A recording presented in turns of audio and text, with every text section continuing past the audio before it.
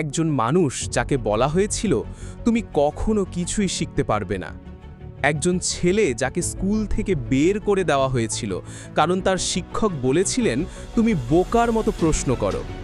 আর সেই ছেলেটাই একদিন পৃথিবীকে দিল আলো, পৃথিবীকে শোনালো মানুষের প্রথম রেকর্ডকৃত কণ্ঠ, দেখালো প্রথম চলমান সিনেমা। তিনি ছিলেন থমাস আলভা এডিসন। শুরুটা ছিল একেবারে শূন্য থেকে। ছেলেবেলায় ছিল কানে কিছুটা শুনতে সমস্যা। স্কুলের শিক্ষকরা বলতেন সে মনোযোগহীন আর বোকার মতো। অবশেষে শিক্ষকরা তাকে স্কুল থেকে বের করে দেয়, কিন্তু তার মা তাকে স্কুল না পাঠিয়ে নিজে পড়াতে থাকলেন। মায়ের এই বিশ্বাসই এডিসনের জীবনের প্রথম আলো হয়ে উঠেছিল। মাত্র 12 বছর বয়সে ট্রেনে খবরের কাগজ আর ক্যান্ডি বিক্রি করতেন। ট্রেনের ভিতরই বানিয়ে ফেললেন একটি ছোট্ট গবেষণাগার।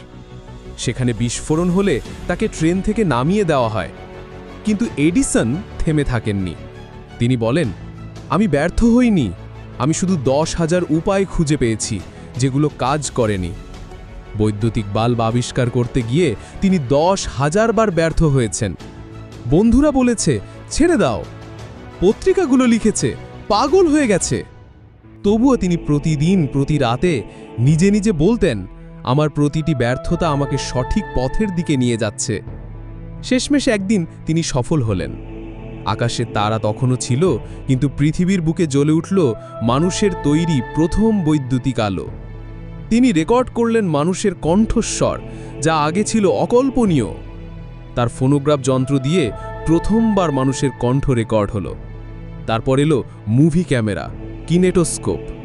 তিনি শুধু আলোই আনেননি, তিনি মানুষের বিনোদনের পেছনেও এনে দেন বিপ্লব। একবার তার পুরো গবেষণাগার আগুনে পুড়ে যায়। সব যন্ত্র, সব গবেষণা, সব খরচ ধুলোয় মিশে যায়।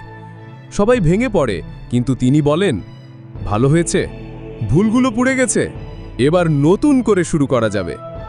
1093টি পেটেন্ট, নিজের কোম্পানি গড়ে তুললেন এডিসন ইলেকট্রিক, যেটা আজ জেনারেল ইলেকট্রিক। আধুনিক সভ্যতার আলো তাকে ছাড়া ভাবাই যায় না।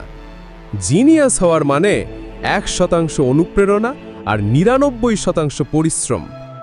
জীবনে অনেকেই ব্যর্থ হয়, শুধু এই কারণে তারা যখন সফলতার একদম কাছাকাছি ছিল তখন হাল ছেড়ে দেয়। আমি ব্যর্থ হইনি, আমি শুধু 10,000টা উপায় খুঁজে পেয়েছি যেগুলো কাজ করেনি।